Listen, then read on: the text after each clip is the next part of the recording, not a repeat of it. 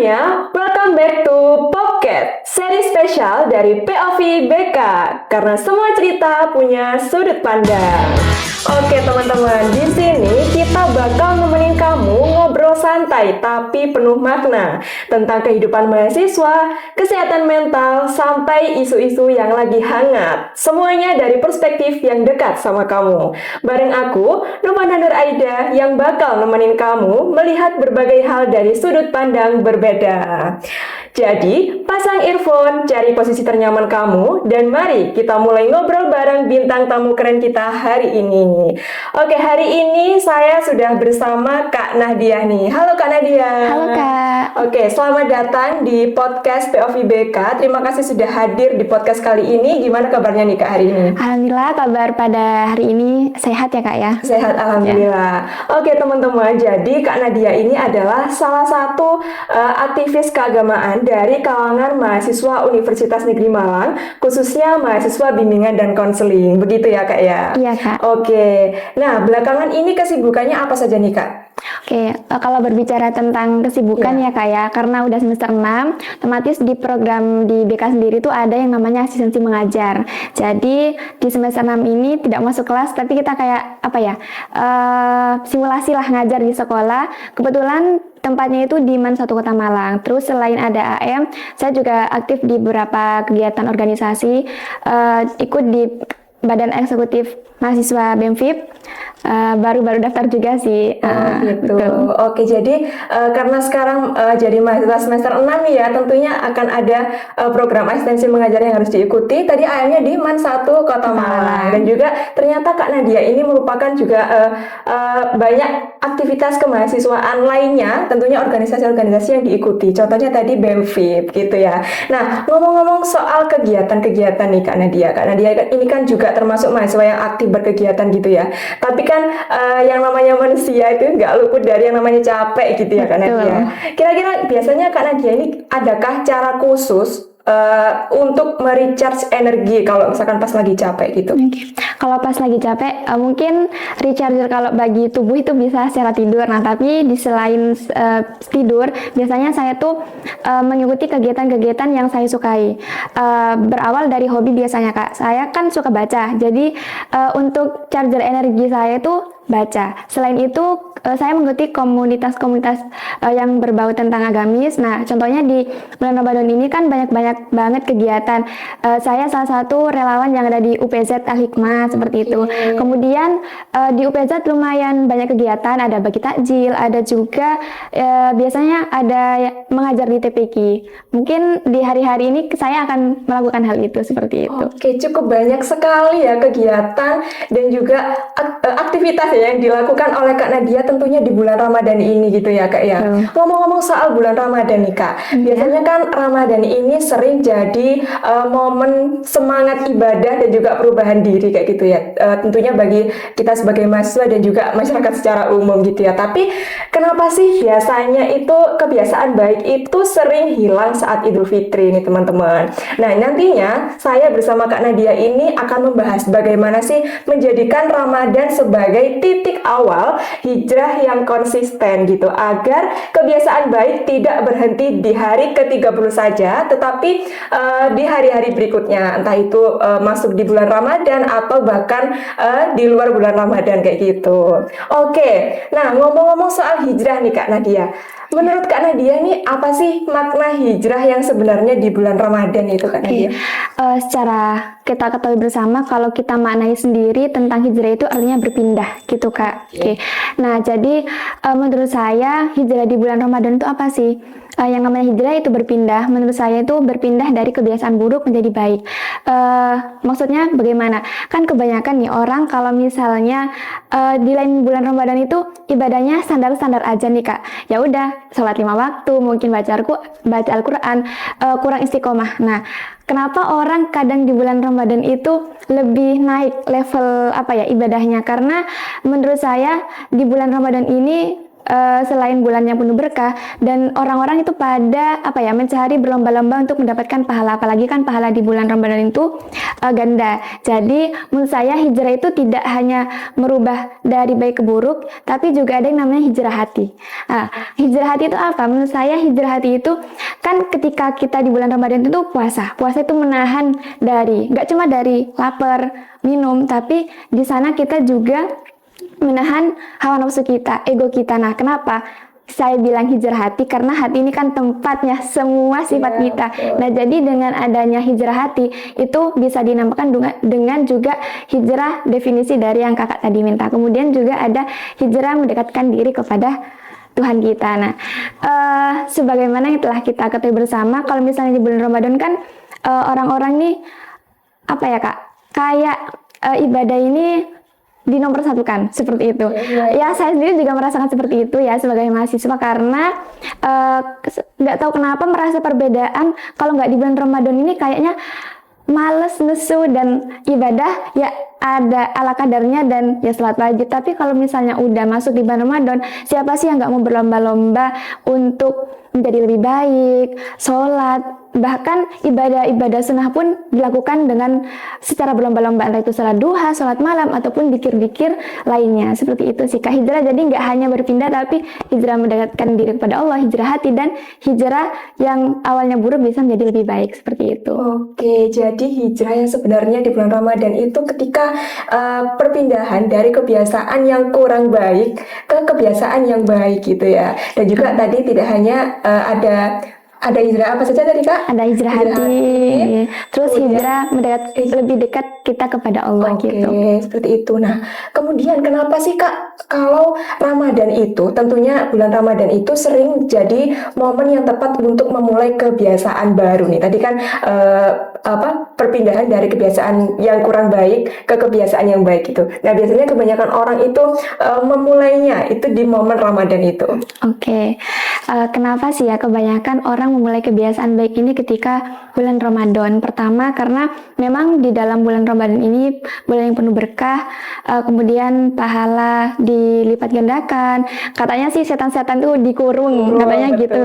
Nah, jadi disitulah mungkin mulai titiknya kita bisa melakukan kebiasaan-kebiasaan baik. Kemudian kan juga gini Kak, kayak rutinan-rutinan yang biasanya kita lakukan di luar bulan Ramadan itu biasanya nggak kita lakukan. Yang mana kita lakukan di bulan Ramadan. Contohnya, kenapa sangat mendukung? Karena lingkungan.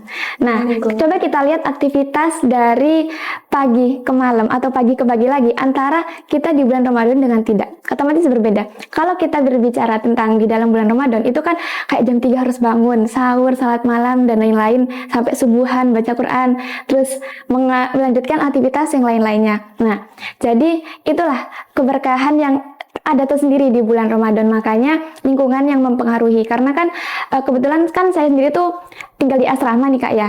Nah, jadi kalau di asrama itu kadang ya ada setiap harinya itu ada rutinan baca Quran, tadarus, kemudian juga salat tarawih berjamaah. Jadi menurut saya di bulan Ramadan ini karena lingkungan yang mendukung, karena teman-teman saya juga yang ayo kita Ramadan harus gini-gini gitu. Jadi selain ya memang sih, kenapa di bulan Ramadan? Karena kan semua pekerjaan itu kan dimulai dari niat dan dari diri sendiri. Jadi menurut saya juga percuma kalau misalnya lingkungan mendukung tapi dari diri kita itu tidak ada kemauan atau keinginan untuk memanfaatkan momen-momen di bulan Ramadan ini menjadi lebih baik, seperti itu. Oke, tentunya kenapa kok bulan Ramadan ini menjadi momen yang tepat gitu, karena lingkungan kembali lagi ya Kak ya. Karena banyak hal-hal yang berbeda yang di luar bulan Ramadan itu kita tidak lakukan.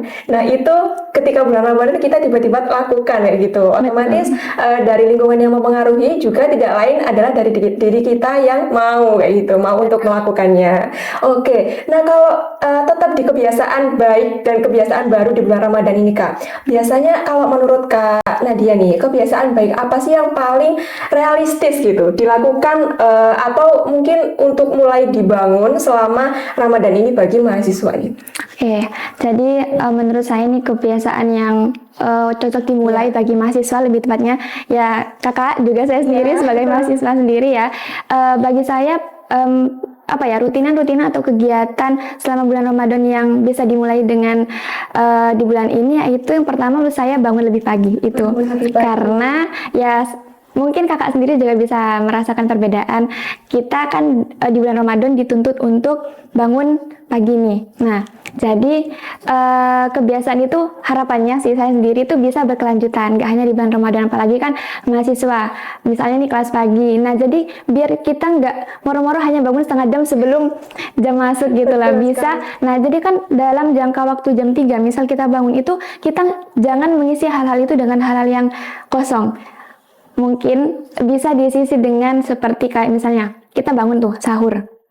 Kemudian, nah apalagi kalau misalnya kuliah itu bisa menurut saya, karena menurut Ustadz atau kiai saya ketika di pondok itu mengatakan waktu-waktu momentum belajar untuk merecall kembali pelajaran-pelajaran itu bisa di waktu subuh. Waktu subuh itu cepet nangkepnya gitu Kak. Jadi mungkin ketika mahasiswa, hal baik yang akan dimulai itu selain kita bangun pagi, tapi juga membiasakan hal-hal yang mungkin tidak bisa kita lakukan sebelumnya itu dilakukan di bulan Ramadan, seperti mungkin ya merecall kembali pelajaran-pelajaran itu di waktu subuh itu, seperti itu. Ya. Itu sih Kak. Oke, jadi hal yang paling realistis menurut Kak Nadia ini sebenarnya kalau didengar itu sangat sederhana ya, bangun pagi gitu. Iya. Tetapi mungkin tidak semua orang mudah untuk melakukan kayak gitu ya, apalagi di bulan Ramadan ini karena banyak hal juga yang bisa dilakukan di bangun pagi tersebut. Misalkan yang pertama kita sahur, kemudian sholat subuh dan lain-lain gitu. Iya. Oke, nah kemudian kalau misalkan kita sudah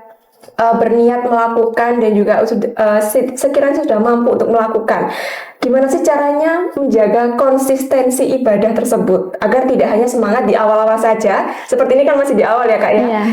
Agar tidak hanya semangat di awal saja tetapi juga di hari-hari berikutnya bahkan di luar bulan Ramadan tetap konsisten seperti itu. Konsisten, oke. Membahas tentang konsistensi ini saya sama dengan istiqomah lah ya Kak ya. Nah, karena jujur ibadah paling sulit itu bukan ibadahnya tapi tentang keistiqomahan kita untuk melakukan hal itu. Nah, jadi untuk progres kita ke depannya agar konsistensi yang kita lakukan di bulan Ramadan itu tidak hanya di bulan Ramadan, kita bisa melakukan seperti ini. Yang pertama, bagi saya nih ya Kak ya, melakukan pembiasaan yang dimana rutin tapi selalu. Nah, contohnya gini, karena kan biasanya orang-orang itu ngepus banget di awal. Betul. Ya kan? Ya. Ngepus banget di awal, di tengah-tengah udah merosot lagi. Nah, jadi mesti tiap orang itu tiap Ramadan tuh punya target sendiri sih Kak. Kayak misalnya aku harus hatam Quran 2 kali misalnya gitu, atau berapa kali. Nah, jadi ketika kita melakukan atau tujuan itu tidak tercapai, misalnya kita harus kayak merefleksikan lagi, ini yang kurang apa karena saya terlalu ngepush atau bagaimana. Nah, jadi intensitas kita itu bisa dikurangi, maksudnya bukan ibadahnya dikurangi tapi pembiasaannya. Kan tadi saya bilang bahwasanya hal yang terus menerus tapi konsisten seperti itu meskipun itu sedikit, karena setelah saya juga mempelajari tentang ilmu keagamaan itu, Allah itu menyukai sesuatu amalan atau ibadah yang kontinu, terus menerus meskipun itu kecil, seperti itu Kak. Jadi gak harus ngepush di awal, tapi kita lakukan secara konsisten. Jangan lupa, karena di bulan Ramadan ini kan ada juga bulan malam Lailatul Qadar. Nah, jadi malam Lailatul Qadar ini kan malam yang biasanya itu ada di 10 terakhir di bulan malam. Nah, harusnya kita jangan nanti kan tengah ke akhir ini merosot, padahal kita harusnya menemukan dan memanfaatkan momentum malam Lailatul Qadar itu sebagai wahana kita untuk melakukan peningkatan ibadah lagi di sana agar tetap konsisten. Kemudian selain itu Kak, agar konsisten gak hanya di Ramadan nih, kebiasaan-kebiasaan yang kita itu kan saya bilang tadi lingkungan juga berpengaruh banget. Nah, jadi lingkungan itu bisa kita menggunakan teman sendiri. Misalnya kita pasti tahu kan ya teman-teman yang mungkin juga